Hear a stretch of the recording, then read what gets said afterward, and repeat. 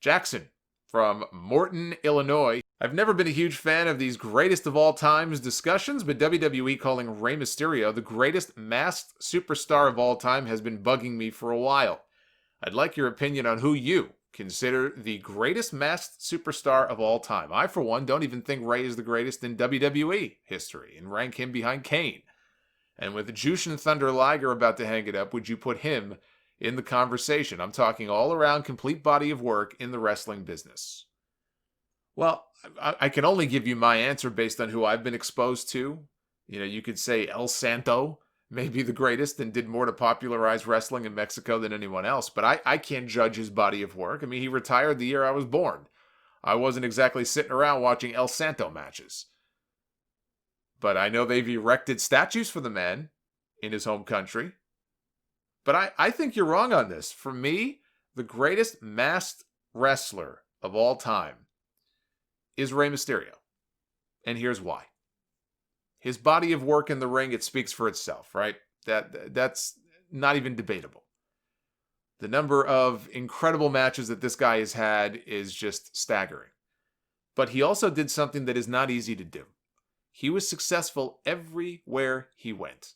He was a champion everywhere he went, internationally, and then here in the United States. When people say, oh, so-and-so paved the way for others, that's exactly what Rey Mysterio did for all the smaller wrestlers. So his influence is still being felt to this very day.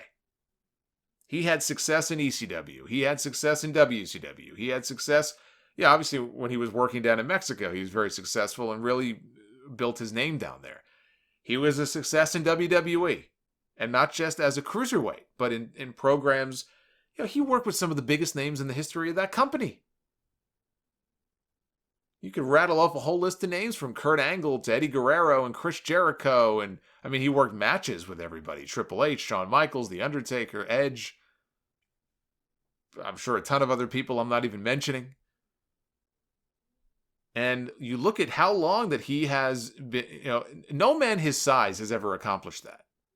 And you look at how long he's been doing this for, decades. Even with all the knee injuries. I thought Rey was done. I thought Rey was done a decade ago. It was like he was made of glass. He was constantly getting hurt. He was constantly having knee surgeries and knee scopes. And I said, at what point is enough with Rey Mysterio? And he left the company a few years later. And he was working in Mexico, and he was working in Lucha Underground and doing independent events. And he started getting these stem cell injections in his knees, down in Colombia. And ever since he's come back, I haven't heard of him having any serious injuries. I'm sure he has nagging injuries like everybody else does, but he's in there moving around like he's been drinking out of the fountain of youth. He's had this reinvigoration of his career in WWE. He's still going at a high level. On my list, I put Liger right behind him. It's close, but I put Liger right behind him. But I got Rey first, Liger second. If I'm looking at, the list of people you gave to me, I have Rey first, Liger second. Kane is up there too. But I can't put him over Rey Mysterio.